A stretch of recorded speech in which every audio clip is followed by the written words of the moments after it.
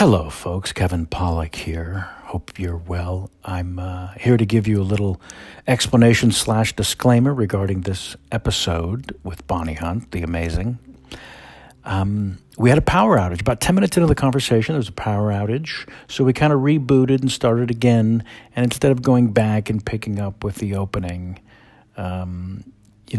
we just picked up and hoped that the opening was salvageable, which it was not. So here's 10 minutes in. We still chatted for quite a long time. But there's your little explanation, disclaimer regarding the oddity of the opening of this show. It was a delight. I love Bonnie endlessly. And you will too. Enjoy. There's been a power outage.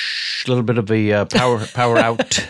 Yes, it all of a sudden was completely dark. We were talking, and I'll never forget the moment when the lights went out at Earwolf. Because I was scared. My dear, sweet friend and hilarious person across from me, Bonnie Hunt, I'm going to say a nanosecond into the blackout, said, "My wallet." Because there's no off switch. There's no off switch. There ain't. Right? Mm-mm. No. So, that's how you survive in a family of 7 kids. Yeah, then that's where we let off. Yes. Growing up in the 70s. You were a great audience first. Yes, because everybody was funny. Yeah. And my dad, on summer nights, would sit on the front porch, have a beer and a smoke. And then all of a sudden, you'd see all the neighbors starting to come around because he's telling some great story. And I saw how powerful it was. Right.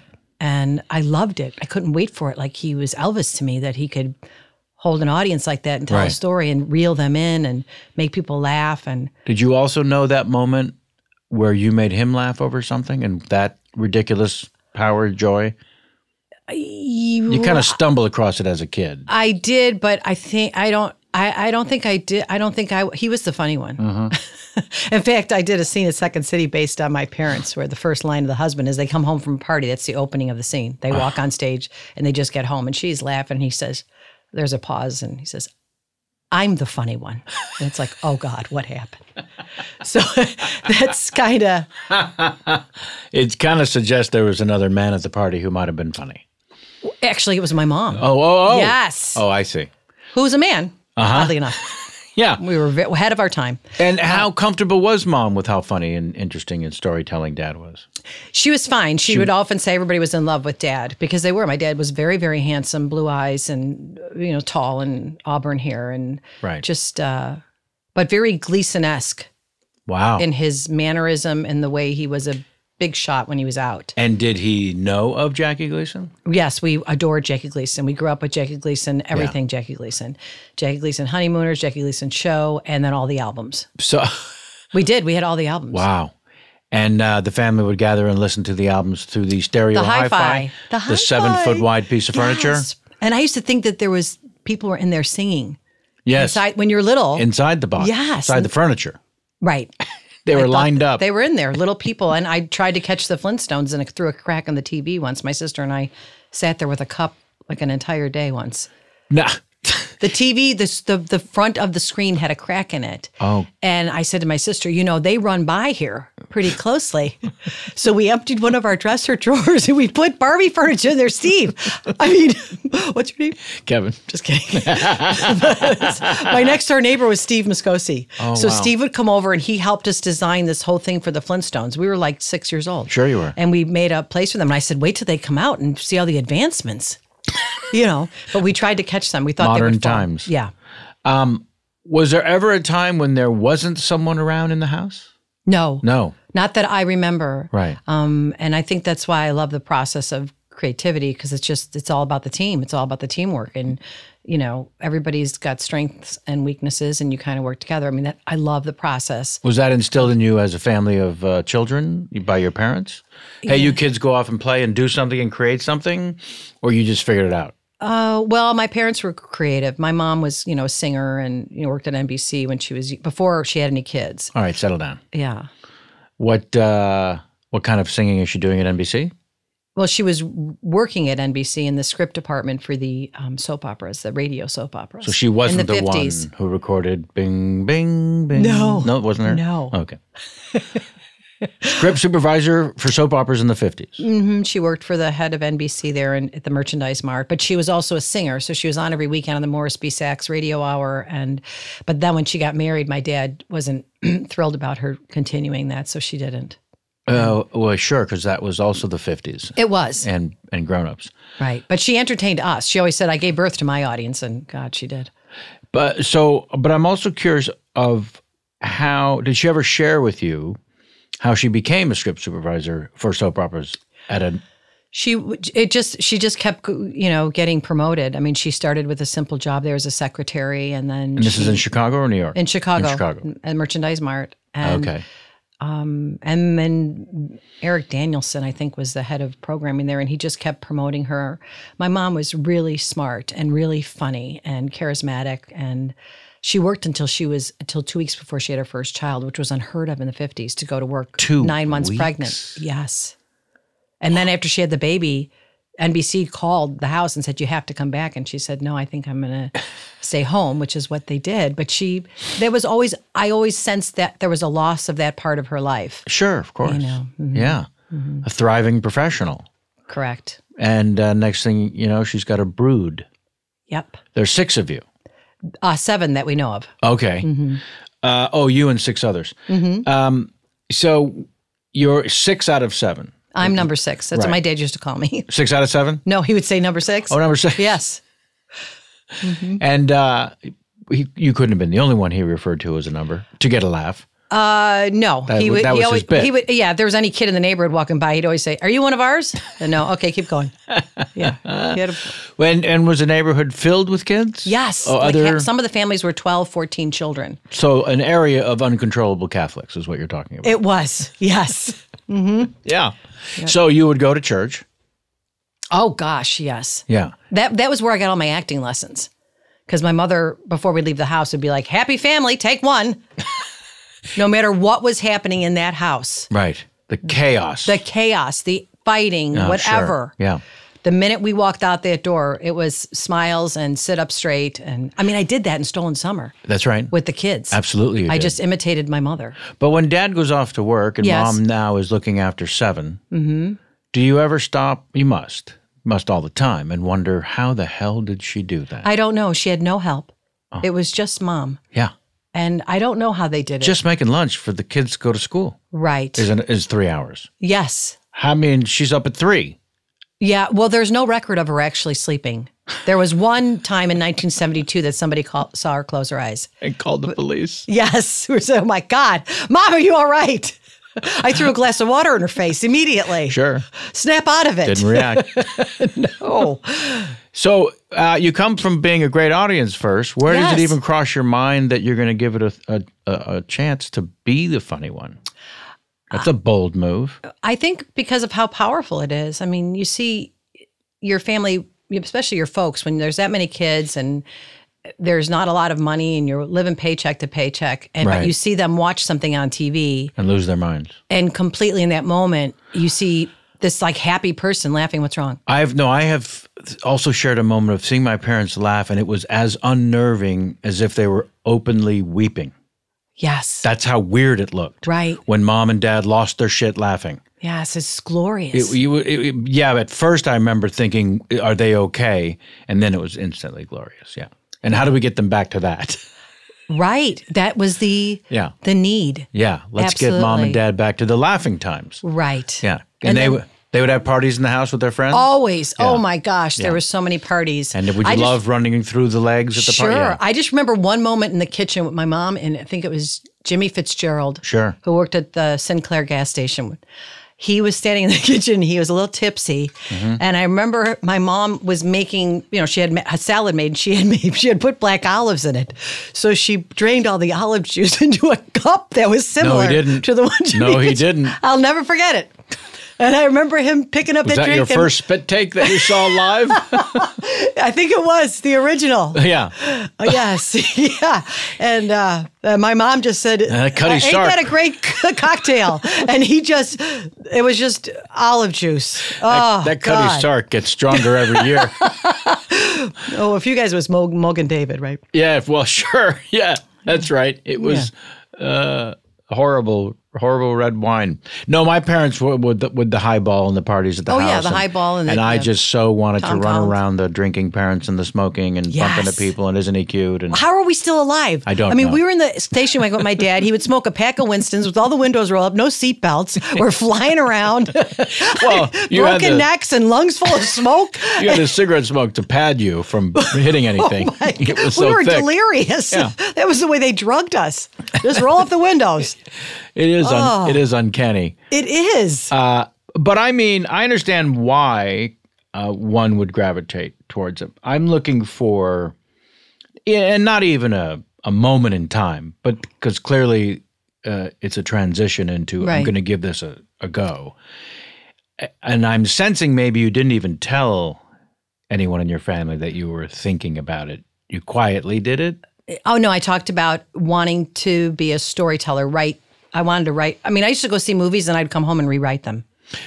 Okay, that's bizarre. At the age of 10, 11. Oh, my. I mean, I was like, what if this would have happened? Or this would have been more real if the mother said this, because it drove me crazy that moms and dads weren't real. Right. Like, that really bothered me. Oh, wow. Like, I wanted them to argue and have authenticity. So the first thing you wrote wasn't, Dear Mr. Hitchcock? If only you had... No. Did you ever write a letter or anything to any of these? did love Hitchcock, though. I was addicted to that. Yeah. No, I never wrote fan letters. But my dad, when I told him that I wanted to do this, he's like, oh, just marry somebody rich. He was worried about me. He was like, I was not... I went to school because there was a captive audience. Yes. We were locked in a classroom and I had a crowd. And that's where I could be funny. 6 of 7, so 5 before you that he can send off to college or they're going to college. No? Well, we never Right into the workforce? Or No, some went right into the workforce. But everybody that went to college in my family earned it themselves. Sure. There was no college fund. There was no, what school do you want to go to? I mean, it was never even talked about. Right. Nobody talked to me about college ever once. in my house either. Isn't that something? Yeah, and I don't even remember. I think I just applied because my friends were doing it. I'd already started doing stand-up when I was a senior in high school. Well, first of all, You started that young? I was lip-syncing this famed serial rapist Bill Cosby's first album. Oh. If only they'd put that in the liner notes I think it is in there. of the first album. So I lip-synced that. That was what was coming out of the hi-fi when I was a kid. I knew it by heart. Yeah. And because there was only 2 of us, I was home alone a lot. Right. And I would put it on and I would hear the stories coming out of the furniture. Yep. And then I would stand in front of it and I'd be the one telling the story, lip syncing, not knowing what lip syncing was. Wow. Or even thinking I created it. I was just playing. I was just interacting. Yeah, but that's timing. But I was learning from a master. Is that my brother Russell with whom I... Yeah. That was the second album. First one was Bill Cosby is a very funny fellow, right? Right. With the Noah and the Ark routine, which is what I lip sync through junior high into high school, whatever the occasion was, father-daughter dinner dance, the folk festival. Oh, so you were being a hit with this. Let's bring out the little Jew who lip syncs. Oh, I love that. The famous comedian, yeah. So by the time I'm 17, I'm applying for college, and I'm thinking, really, what do I should be on my way to show business, Yeah. And but I do. No one in the family said, so were you going to college? What do you... My dad started that once I started saying I wanted to go to Hollywood.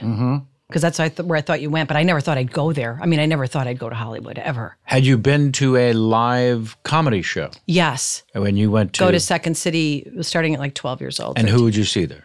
Brian Doyle Murray? Oh, yeah, all the guys. Yes, yeah. And then they were all on Saturday Night Live when I was a teenager. Sure. So it was just like, oh my gosh, those people, I saw them here on the street, and they're there on the TV.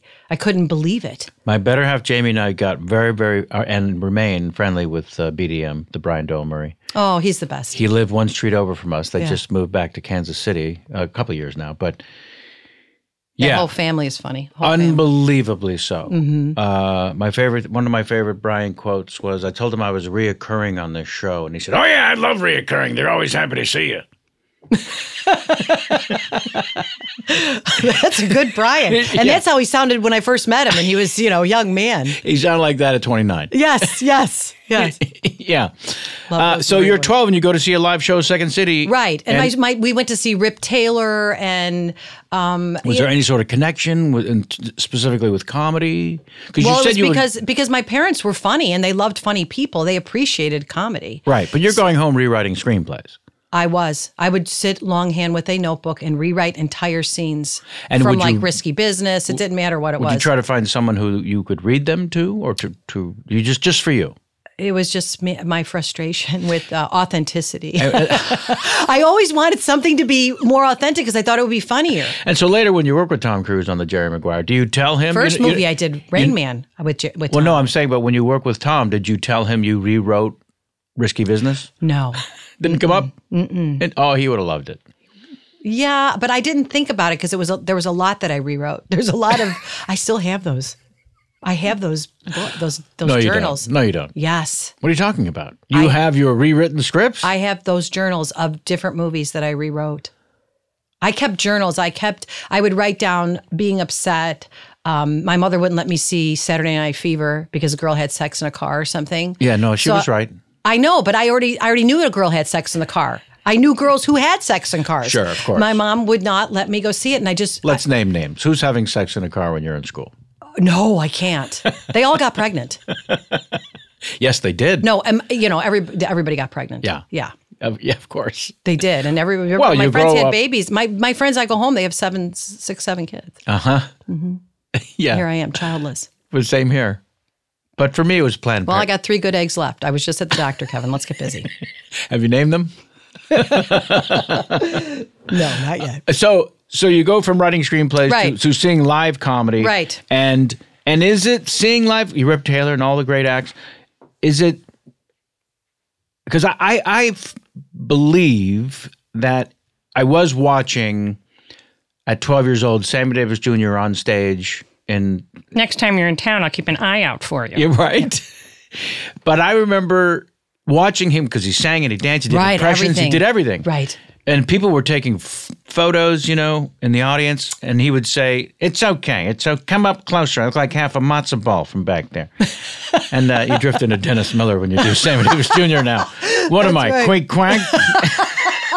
But I remember while watching these people thinking I wanted to do it. Yes, I had no necessarily talent, right, or any training to do it. But did your parents love? Like my mom would circle movies in the TV guide. Like if a Billy Wilder movie was going to be on 11 o'clock, she would have us go to bed at 7. She would make a Chef Boyardee pizza at like 9:30 and wake us all up to watch the movie. She wanted us magical mother that ever lived. She wanted to share it with us. She wanted us to know, like, I don't know. She just loves storytelling. It's free. Yeah. It was on TV. Sure. And then it was something we all shared. Then we would always imitate the lines and bring them up to each other, just lines from different movies. We still say them, it's just a part of us. And then when I wanted to go to Hollywood, my dad's like, "Oh, no, you should go to nursing school." Why don't you think about being a cap? Cap? He never said that. No. City job? No, I was going to marry somebody with the city job because Dookie Marcucci was our garbage man, and I always had a big crush on him, Kevin. I used to time hanging the laundry on the line, which is what we did in the old neighborhood. And they still do. But I would time it for when Dookie would come down the alley. What was Dookie's actual name? Doug? I don't even know. Dookie Marcucci. That's what we always called him. Right. But when I stop and make you think about it for a moment, that could not have been his name. Dookie? Dookie Marcucci. I grew up with the Spitzeris, the D'Amicos, the Marcuccis. I mean, we were the Irish family in a very Italian neighborhood. Yeah, but they're all Catholics. So. They're all Catholics, yeah. Mm-hmm. We all use the rhythm method. All the kids are great dancers. Yeah, the other night, Jamie asked me, what is this? What was the rhythm method? How old is Jamie? Don't say her age. That's not right. Well, people know, and it's on the internet. Have you not met? Well, that's strange. We've been together 12 years. It does show out that you and I have just not seen each other. I know. It is unforgivable. I thought I lost you in the divorce. Same here. No. No, I did. No. Well, I played poker with him. Yes, my ex-husband. Yes. But no, there was no decision making on my part. Oh. No, gosh, no. Oh, please. No, we went on with our lives, I guess. Yes. Yeah, yes. clearly. Yes. Yeah. Yeah, and I also went through one of those parting of the ways things of my own damn self. I remember. Yeah, super fun.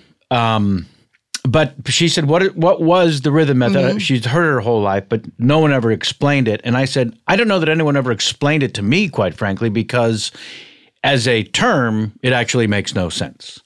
I assumed it had something to do with retreating on the right moment. No. And she said, no, that's called this. And I said, oh, right, of course, that's what that's called.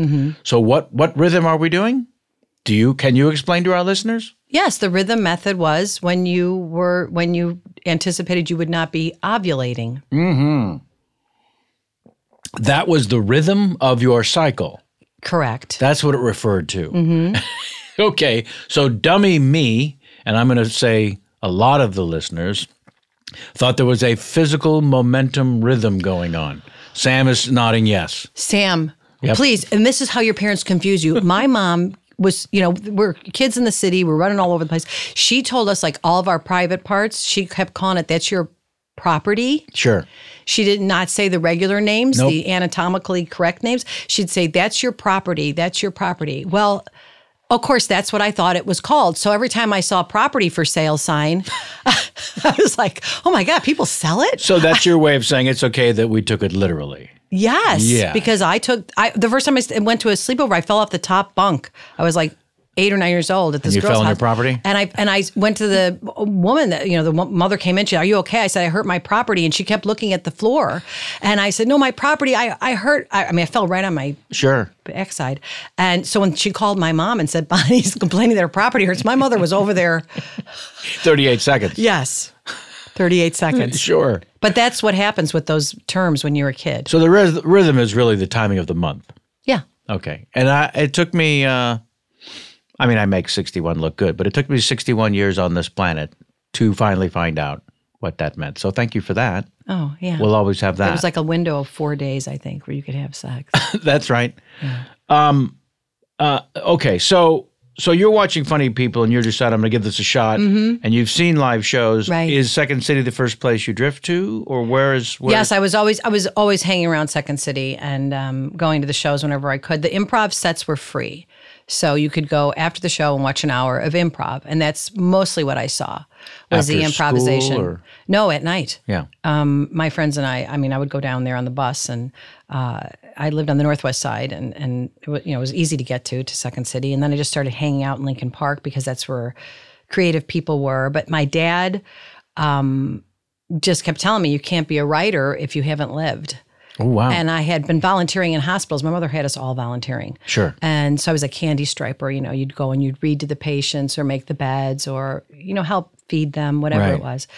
And so I went to nursing school. But while you're hanging out at Lincoln Park and your dad's saying, marry someone, you're thinking, I need to get on stage. Yes, and my dad was joking, but I think it was, best comedies, based on truth, and I think he really was worried about me, and so. But live a little first. That's actually great advice. Yes, he said, "What are you going to write about?" Yeah, and I said, "I'm going to write this," and they said, "No, you got to live it." Dad, I've already rewritten 17 screenplays. What are you talking about? Well, you know what I did one year that he was really impressed, was I had a little tape recorder and I taped the Tonight Show with Johnny Carson. Sure. Just, the audio. And I was probably 13 and Joey Bishop was the guest. And somebody had canceled. They were going on and on. He was doing the self-deprecating stuff. And Johnny kept saying, Joey. So I painstakingly went through and took Joey Bishop's voice out. And put in your own. Put my voice in and kept saying, why are you calling me Joey, Johnny? It's Bonnie. And, I did this whole thing where I was the guest on the Tonight Show and I gave it to my dad for Father's Day. And that was the first time that he kind of looked at me and thought, she's got something. Who thinks of something like this? And has the production background. I did it. I worked so hard on that. Yeah, you did. it was so great. It's like one of my fondest memories. And then also getting in trouble in school. Sure. Like I cut Frank Sinatra's face off the cover of which album it was where he's holding a smoke. But it was a big picture of his head, like an 8x10. So I cut it out and I put a rubber band on it and I cut the mouth out. And I wore it at school singing Strangers in the Night, into the classroom windows. Sure. And then they called my parents in. And my dad went because my mom was with the kids or something. And then he came home and I remember sitting on the stairs listening to them. I was like 15 or 16. And he said, then the nun pulls this out of the drawer and it's Frank Sinatra's head with the mouth cut out. And my parents are laughing. And I'm like, oh my God. Thank goodness. I know, but they didn't tell me they thought it was funny. Oh. They were like, knock it off. But I saw secretly, that I scored. Yes. Yeah. So those that were all the little things that made me think, I really want to do this. And then when I got into nursing school, my dad died so suddenly, and I was like, well, I'm done with this because I was doing it for him. The nursing school. Yes, yeah. But I stayed because I don't know if you know that story, right? The Mr. O'Brien story. Keep going. You really want to hear it? Well, you don't have to. I don't know it, so of course I want to hear it. You may not want to tell it again, which is completely fine. Your call. So you're at nursing school. Right. And there's a Mr. O'Brien. Well, I'm a few months into nursing school, and my dad dies of a heart attack. He's a very young man. And a lot of smoking. Yes. And a lot of stress and pressure and 4 jobs and, just working all the time. And it was devastating. I remember the anger was overwhelming and the sadness was I was inconsolable. Yeah, of course. And just a week before, I remember he was watering the front lawn, and his buddies were over, and they had some lawn chairs out. And he said to me, "Hey, go in and put your student nursing cap on and come out and show the guys." I go, "Oh, Dad," He's like, "No, come on." So I put the little cap, a white nursing cap on. I came out. I'm standing there in a sweatshirt and jeans. My dad goes, "Look at her, there she is. She's my nurse," And I said, "Yeah, I'll be able to take care of you when you're old and gray, Dad." And I remember patting his head and going back in the house. And then 7 days later, he was gone. Yeah, there's no way to go through that without it being arguably the most devastating experience of your life. Yeah, he died just no in way. the house. He was, just my mom was the only one home, and it was just.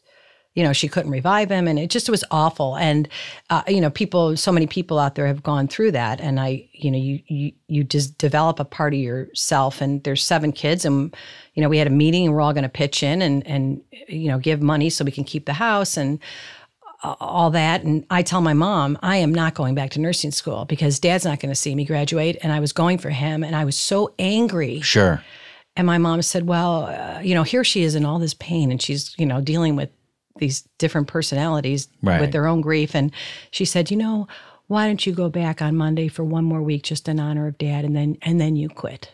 And I said, no. She said, just do it. I said, okay. And she was wise enough to know maybe if I got back on my feet, sure, I might be okay. But I was not staying. There was no way I was staying. Right. And I got to school on Monday, and at that time they were doing practical application in the morning, theory in the afternoon. So I got assigned a patient out of 500. It's this man, Mr. O'Brien.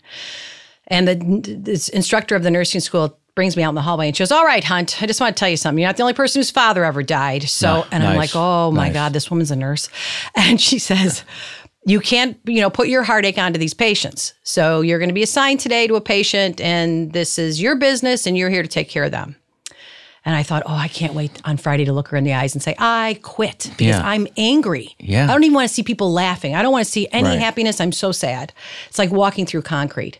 So I get into Mr. O'Brien's room, and he has cancer, and I'm talking to him and looking at his chart, and I say, "I'm Bonnie, I'm going to be your student nurse, and and you write a paper on the person you're taking care of." But I thought, I'm gone on Friday, so I'm just going to be nice and do the best I can for 5 days. And he says, "Oh, I guess I'm doomed." And I said, "Oh, I don't know." And I always said, I believe in miracles. And I said, "I believe in miracles." He said, "Well, I have cancer." And I said, "Yes, I know, Mr. O'Brien." He goes, "Well, I'm kind of lucky." And I said, "Well, why would you say that?" And he says, "Well, I'm Irish, and there's a lot we don't say. And I've been able to tell my sons I love them, and tell my bride of 40 years how much I love her. And I'm now thinking, oh my God, we didn't get to say so much to my dad." Just tears falling. Oh, I don't cry. I'm thinking of that instructor who just told me that you can't do that. Wow. And And he said, I knew a man, he died really suddenly. And he would always say his kids were his greatest accomplishment. And I used to roll my eyes, and he's just the greatest man. I just loved him so much. And to think that he didn't get a chance and I get a chance, and we're just talking about all this. And second day, I can't wait to see Mr. O'Brien just because I love him so much. He's just a sweet Irishman. And I remember by the third day, he's calling me his Bonnie lass, and I'm thinking I only got 2 more days, and I'm out of here. Boy, I'm going to miss Mr. O'Brien because he's been talking about his friend who died suddenly and how I'm just learning a lot. And I open his chart, and in the back of the chart, it says that he worked for the Board of Education, which is where my dad was an electrician. So I closed the door to his room, and I said, Mr. O'Brien, I'm not supposed to do this, but can I ask you a question? He says, sure. And I was putting a cold compress on his eyes. So his eyes, I had just covered his eyes. And I said, you work at the Board of Education. I wonder if you knew my father or know my father. I didn't even say my dad in the past tense. And he said, oh, what's his name? And I said, Bob Hunt. And he reached his arm out and he grabbed my arm and he said, that's the man I've been talking about.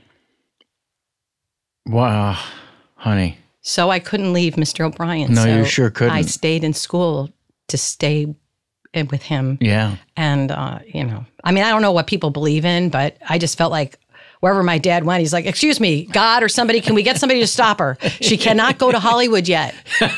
She can't go. She's not. Send in O'Brien. Send in O'Brien out of 500 patients. Is there a Catholic somewhere in this hospital that can grab my daughter? Come on, there got to be a couple, 2, 3 of them down there. Oh man. Yeah. Well, look, I appreciate why that story is so moving, historical, and all of those things, and emotional for you, and why you paused for a moment and said, "Oh, geez, do you really want to hear this?" And thank you for sharing it because, Bonnie, that's magic personified that Hollywood will never be able to write or execute. That's just extraordinary. It is, and it's like, I didn't know how powerful it was in that moment. Right. But when I look back, that fork in the road, that I stayed in school and I became a nurse. I worked in emergency medicine for a few years, and then I became an oncology nurse. And I have so many magical moments with being an oncology nurse that my goodness.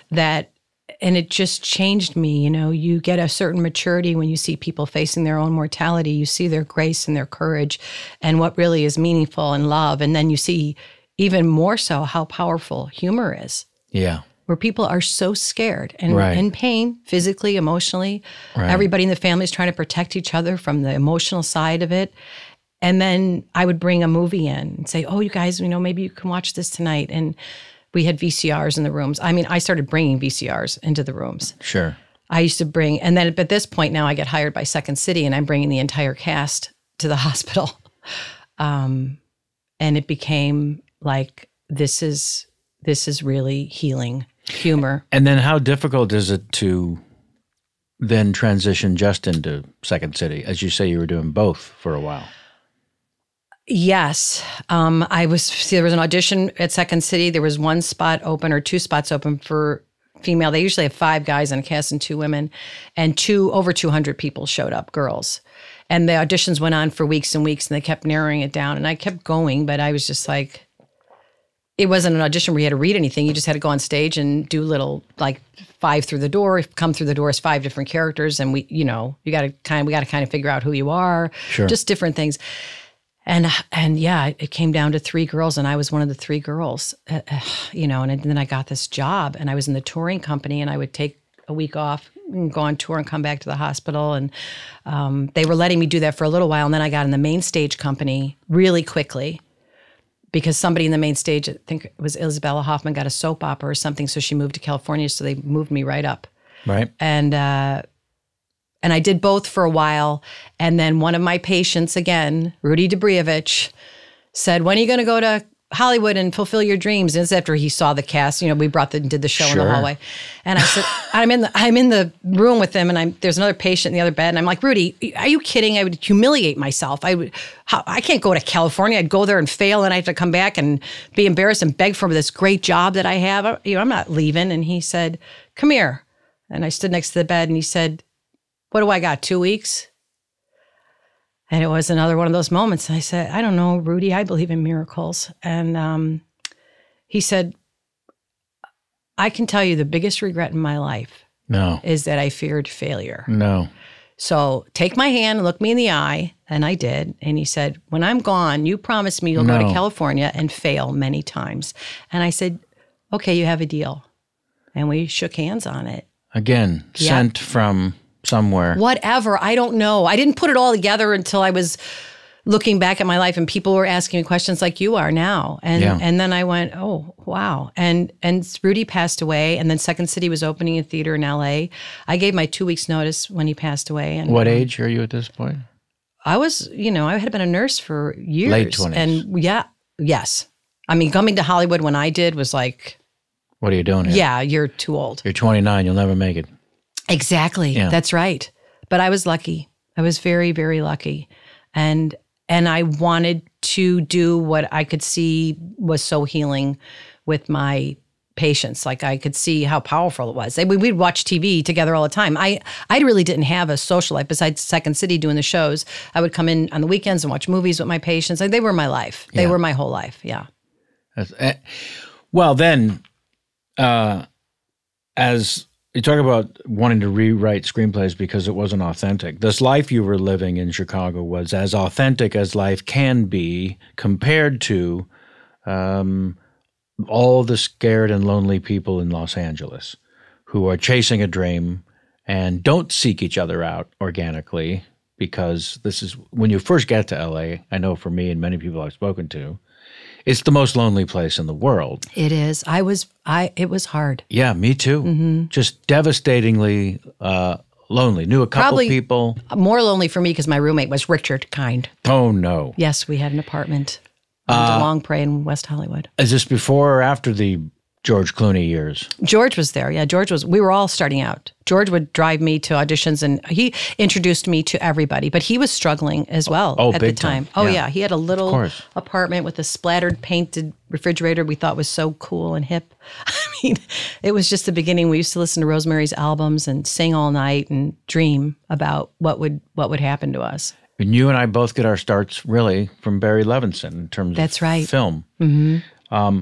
I referred to him as the Phantom director because his brilliance is in writing and casting. And then I felt like he just kind of gets out of the way. He gets it, He just lets, right. He would come over to us to direct this scene and say, okay, Bonnie, Kevin, you're there. You got the microphones. There's the glass window there. And Sam is on the other side. He'd put the headphones on, look at the monitor and say, action. The best. And then you would do the scene. He would be laughing. And then he would cut. That was astounding. Astounding. I just saw him recently. His favorite word. That is, yes, you sound just like him. That was astounding. You got your cup, there's a glass, the headphones are not being used, and action. He would just talk about things in the area. There was no direction. I know, but he trusts Which talent. For us was perfect. The best. Yeah. The best. I mean, I had never been on camera before. I didn't even know what I was doing. I get this part in Rain Man, and the only other people in the scene are Dustin Hoffman and Tom Cruise. I don't even know. I said, so tell me a little bit about yourselves. I mean, it was ridiculous. Yeah. The hospital gave me 3 days off work to go film that movie. And it was just Cincinnati. Right. Yeah. Yeah, my experience, that was my experience with Barry. But that was Avalon. Avalon. 1989. He had just come off doing Rain Man. In fact, Rain Man was so successful that when he got to do Avalon, which was a very tiny idea, turned it into a saga, the storytelling aspect, the filmmaking aspect. But it was a very small demographic that was going to go see Avalon. And so the studio said, well, we're going to need to test the movie, Barry. And Barry presented a test card from one of the test screenings of Rain Man that he had saved, a little 3x5 card that people fill out. And on the test card from the Rain Man test screening, it said, hey, comma, why didn't the little guy just snap out of it? Yeah. So Barry hands this card to the executive and says, this is why you're not testing Avalon. I'm not going to test them. Wow. Well, yeah. That is one of the greatest showbiz stories ever. Hey, comma, why didn't the little guy just snap out of it? Yeah, I'm not going to, these people are not going to tell me how to cut the film. For me, and I think for you, we came to that with no acting training, but rather on stage in front of a live audience and fearless. 8 shows a week for 4 years. I did 8 shows a week. That's astounding. And then you have a director who doesn't give you any direction, which means you're being trusted with your instincts on what you're doing. And you're there playing with Tom Cruise and Dustin Hoffman. Right. And all Barry kept saying to me was, make sure you hit your mark. I didn't know what a mark was, so I just kept saying, okay. Where's Mark? I thought he meant the third time when he said, are you going to hit your mark? Because he kept yelling cut when I would walk in the scene. I said, yes. And I thought, oh, I know, it's on your mark. It's at go. I should run in. That is the truth. And he goes, action. I run. He goes, cut. What are you doing? I said, hitting my mark. He goes, you don't have to run to it. And I'm like, what the hell? And finally, there's some crew guy behind me having a smoke, in the back of this diner. And he says, do you know what a mark is? I said, no, help me. He goes, piece of tape right there on the floor. I go, oh, and I thought, oh my God, I was going right over it. It was probably just my abdomen and Dustin's face in every shot for the first 4 takes. And then how long before you learned, hey, when you approach the mark, don't look down at it? Oh, Spencer Tracy. Yes. Always came in with this. He would wind his watch. Columbo, too. Yeah. Peter Falk. That's why his head was down, looking for the mark. I was told that one of the Spencer Tracy moves was to wind his watch. And that meant he was looking down and right past his hand to the mark on the ground. No, I think he had to do a couple takes because I think I was staring at the mark. Then I would stop, land on it, and then present my line. No, I was natural. Unbelievable. I think I was because of course. And then they added another scene. We added the toothpick scene that day. What? I thought that's what the scene was. No, the scene was just he knew the phone's numbers from the phone book. And Barry, because he's brilliant and a storyteller, that's the safety net. You got a writer, director. It's just such a safety net. Yeah. And he's like, I don't know if this is going to be enough when we put this together that Tom realizes, notices that he can count stuff. He goes, we might need something else. And I think it was during the writer's strike. So we sat there talking about it. And then we're like, what if we drop something and he counts it? I mean, and I'm standing there with watching Tom. This happen. I'm participating. Yeah. I had no hesitancy. I didn't know that you don't jump in. That was a lot of trouble on my first television series, too. I'm like, you know what? This line's not working. I'm going to say this. They're like, whoa, hold on. But at Second City, it's not working. You change it on the spot, on stage. You save each other. You help each other. You don't ask permission. No, you're the audience is your guide. That's right. And you hear them. You've got that sense. It's in you. Yeah. And I would do that on my first television series all the time. I remember Michael McKean was playing my husband. He'd go, Bonnie. Like, what? He goes, oh, we don't do that. I'm like, what? I go, it's not, this line's not working. I got to change it. I mean, I didn't know there's some writer in the studio watching us on some secret monitor. I had no clue. No, you didn't. No. So you would put your hand on Dustin, gently move him out of the way and say, here's what we're going to do, Barry. No, I never did that. I said, yeah, I can drop the toothpicks and I can notice how many are left. We worked on it together. Right.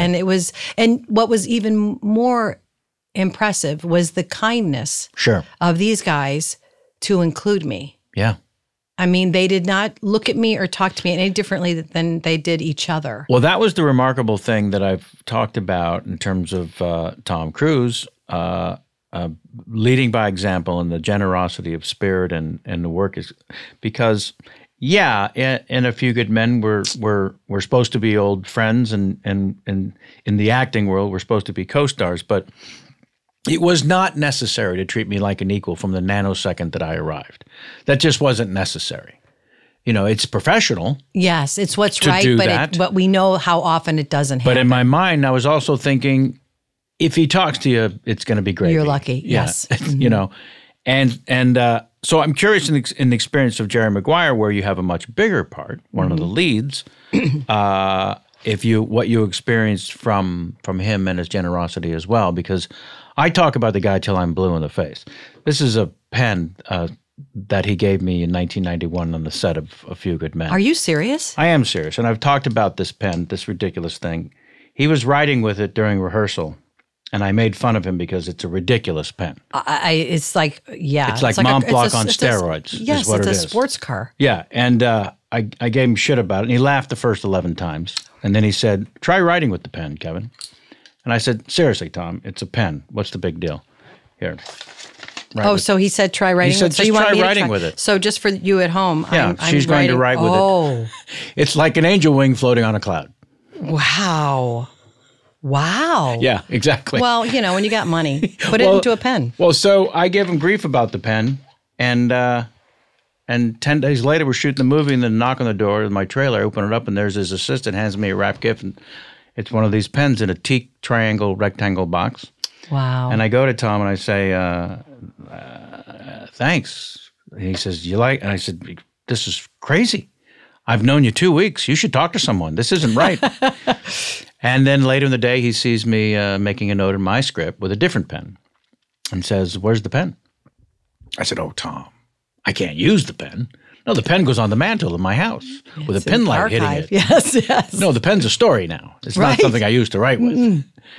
And a week later, there's a knock on my trailer door, open it up, and there's the assistant with a similarly wrapped gift and says, Tom wants you to use the pen. Oh. So this is not a big movie star handing out $500 pens like pieces of Hubba Bubba. He gave me the second pen as a way of saying, I want you to use the first one. Put this one on the mantle. Mm-hmm. I get what you're saying. So put that one on the mantle. And then if you go to my house, there are 2 boxes on the mantle. But I use one of them at all times to sort of remind me of this man's historical generosity, but also as a professional. Yeah. Right? So we're rehearsing, and I'm in way over my head. I feel the same way as you. Right. Someone's going to tap me on the shoulder and say, we've made a horrible error. Exactly. We meant Kevin Kline. You're not supposed to be here. Right? And he just instantly, so by example, right? He's leading by example without ever having to say, I'm leading this dance, right?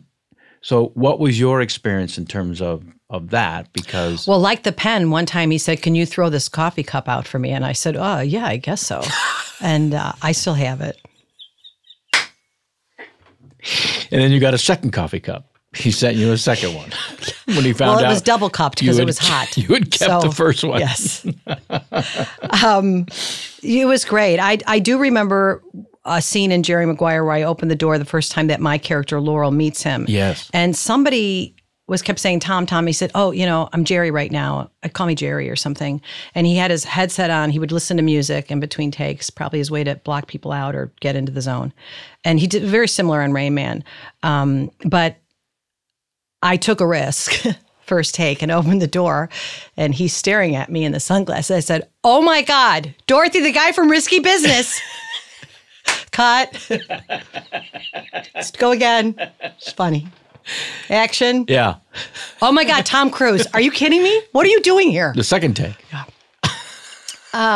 But then he has a keen sense of humor, and we laughed a lot. He was married to Nicole at the time, and she, her mom and sisters, and it just was fun. It was fun, and the family environment, right? And Cameron Crowe just was so respectful and kind to me. I was going through a really hard time in my life personally, then professionally. I had a television show, and I was working with somebody who was kind of not a very nice person, right? And they were really kind of tormenting my creative life and taking credit for my work. And I never told anyone. Right. I just suffered the losses, and I just thought, I'm a girl. No matter what I say, nobody's going to believe me. And he's going to get credit for this, and there's nothing I can do. It was awful. It was an awful time.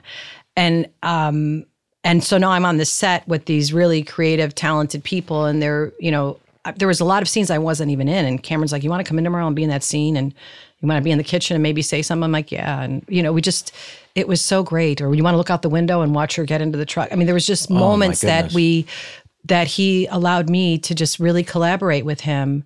And when you feel the right way to do things. And Tom Cruise is just keen like that, respectful. Yeah, the right way. Because when there's talent, there's really no fear. That's right. There's no insecurity. Right. And when you feel that fear on the set, you're like, okay, somebody is really afraid of somebody finding out they have a tail. Right. Like there's something wrong, and it makes you anxious. Yeah. But I've been with directors that are like, you cannot change one line, not one word. And I find comfort in the fact that they know that's their vision, what they want. And then the other side of go ahead, this take is yours, Bonnie, do what you want with it, and we'll see if we can use it. Right. And both are a luxury. Yeah, I don't know which I prefer. I'm going through this now with the Maisel program. It's such a great show. Well, thank you. My whole family loves it. That's a lot of people. I know. First of all, that's why it's a hit. That's a big part Hunts of our are watching. Demographic. But I'm just not. I've never been a theater person, so I've never been. We're doing an 8-page oneer today. What are you talking about? Oneer. Well, there'll be no coverage. There's going to be a steady cam. There's going to be 11 different moving parts. 8 pages. Exactly. What Goodfellas on steroid. Exactly. And there's a lot of that throughout the show. And I just wasn't used to it. And don't change a syllable. There's 2 script supervisors. There's the one who tells you to pick up the coffee cup when you say that line. Okay. And then there's one who's just devoted to, you can't say, it's the. Wow, yes. And poor thing, in our hearts we love her, but in our faces we want her to go away. Well, she's just doing her job. But so without any of that training, I've been more challenged doing this show, Right. and it's been a rebirth of those boundaries which children desperately want. It's so true. That discipline develops a whole other muscle, and you go, hey, I can do this. And I was shocked. I was absolutely shocked. Right. Because when there's 11 moving parts in an 8-page oneer, you don't want to be the reason we're going again.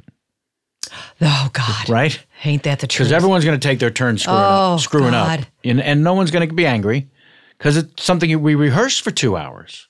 Literally, everyone go away, we're going to rehearse. Yes. Because it's that little piece of theater.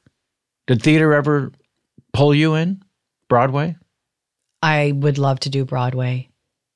I would love to do it. Really? Yeah, well, I mean, Second City was, I did 8 shows a week. I mean, and I remember going to the theater every night, and I would think to myself, after being at the hospital during the day, I would sit backstage, and I just remember we'd watch everybody running and changing our costumes in between scenes, and I would think, I will never have a job this great ever again in my entire life. Wow.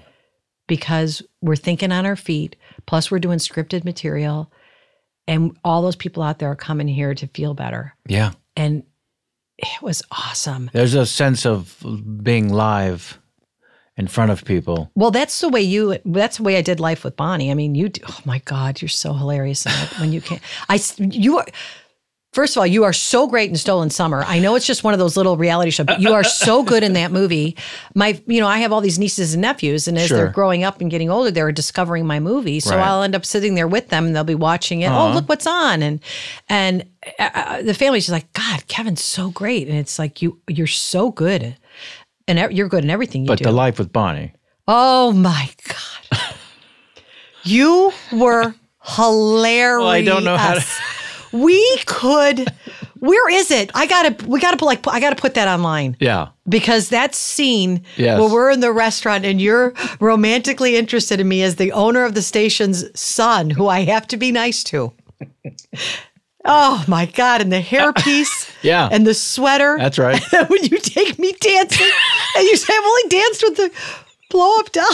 And I become the rag doll. I still have neck problems from that. Yeah, you got swung around a little bit. Oh, my God. Kevin. Yeah. And then you're singing with all that confidence. Horrible singing. The bad singing. You were genius. Carl Reiner's son.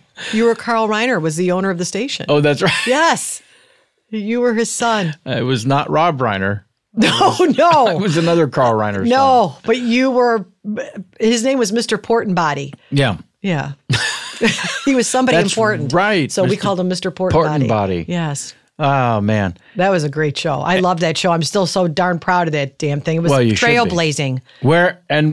You're saying it's not somewhere? It's not, no. I don't know why. I don't know if it's because we had Tom Hanks, David Letterman, Robin Williams on all my shows. These guest stars would come on. You were on everybody. I mean, like the most talented people would come on. Let me do an episode. You've not had conversations with legal people saying asking what can I do with this? Where can we go with this? No, I should ask ABC because the show is just so many fantastic memories. I know there's stuff on it on YouTube, but it's poor quality and it's not all the episodes. Right.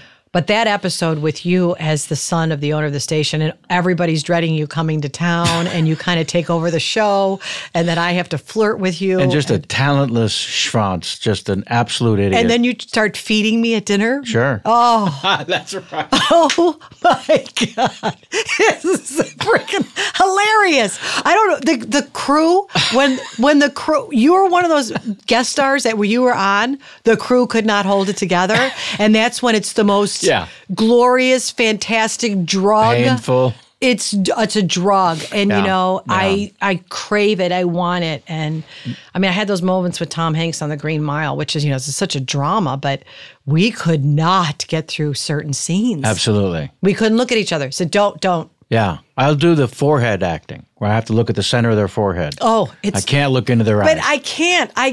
There was one scene in Green Mile that they never were able to do. It was a scene in church where Tom Hanks and I are in church singing in church from a hymnal. Sure. And the camera was coming down the middle of the aisle, and it's supposed to stop and land on us, and we're singing. And the minute the camera got close, you just start laughing. We couldn't. Yeah. And I think it's in the director's cut how frustrated he was that he never got the scene and that was terribly unprofessional of myself and Tom. Well, it was, but we couldn't.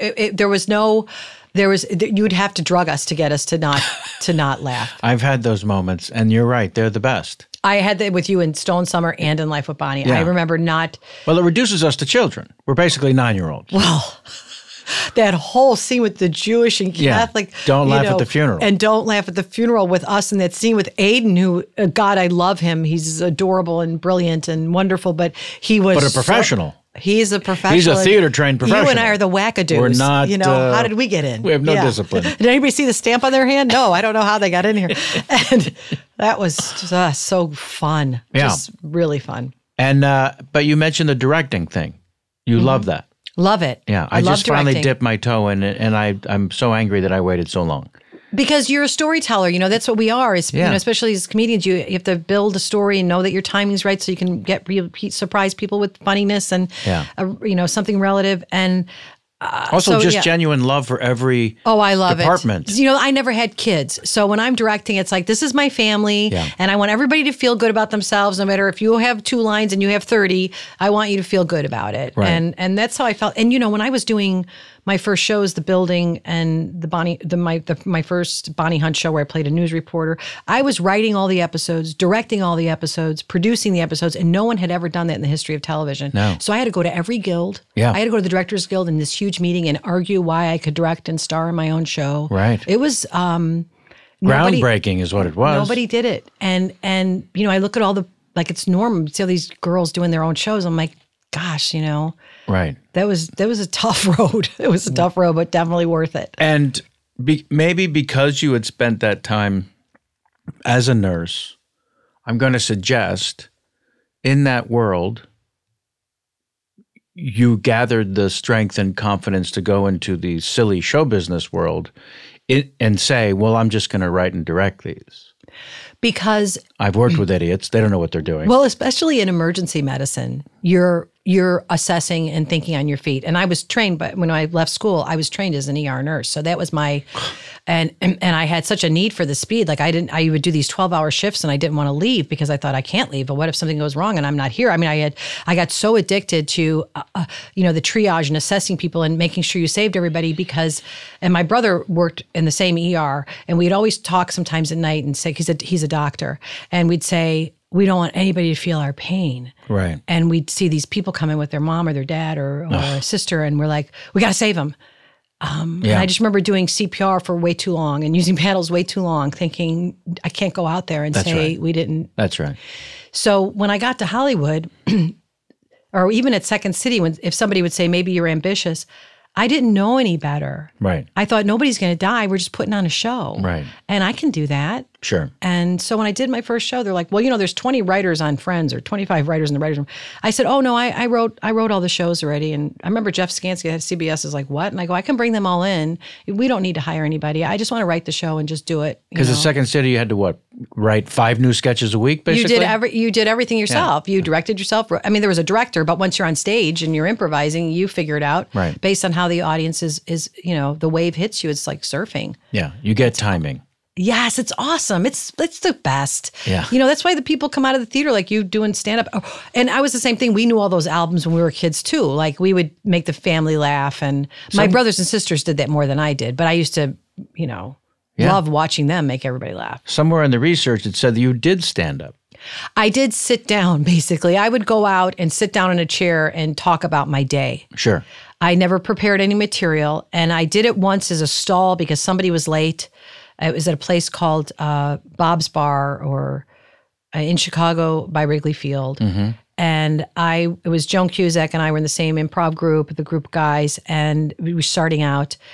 And something happened. I got there early, and there was a chair on stage, and I went out, I said, sorry, we were late. What are you guys doing? And I started talking about my day, and it just wouldn't stop. It was like the most unbelievable experience. Yeah. And so the owner of the bar was like, hey, you should come in and do that like one night a week. And so I did that for a while. Right. But I really liked working with other people, the process of being with other people. Of course. Yeah. The tennis match.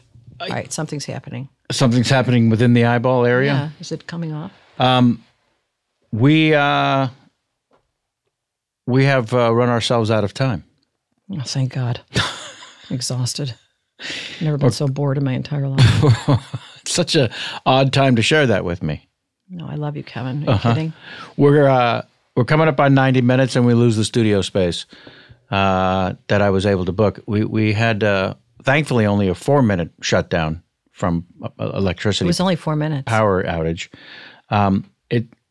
I can't thank you enough, honestly. No, so we'll take this to a salad and a place with people. Let's do it. And just continue. Okay, honey.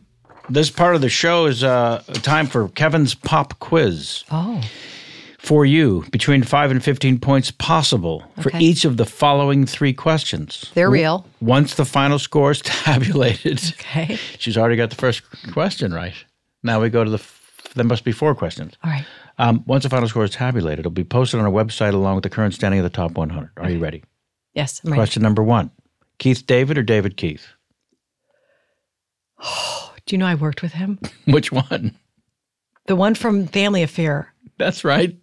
That's the one I love. Yeah. I worked with the other guy as his girlfriend in a movie. Don't ask about it. Don't ask. He was completely edited out of the film. Okay, good. That is the correct answer, by the way. The answer you just gave. That is? Yep. Okay, good. Question number 2. Carl Weathers or the weather in Carlsbad? Oh, Carl Weathers. That's right. Okay. Yeah. Wow. Yeah. I feel so smart. I'm not only pretty, I'm smart. That's right. You are. I'm a combo platter. Only one question left. Ready? Yes. Steve? Martin?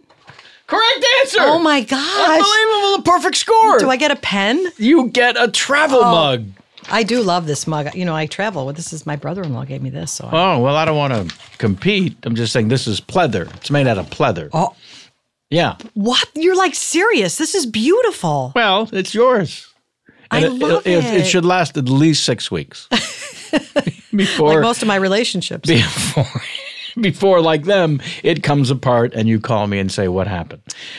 We never got to Charles Grodin. I wanted to talk about him. The greatest. Truly the greatest. And you know what? When I sold my first show, I sold it and made a pilot, and then I sent the pilot to David Letterman, who I'd met because I was a guest on the show, and said, here, do you want to see what I'm working on? Right. He ended up saying, I'll come on as a producer because they told me to go get a man. Yes. That's what they said to me. Sure, of course they did. But Charles Grodin would come to every taping.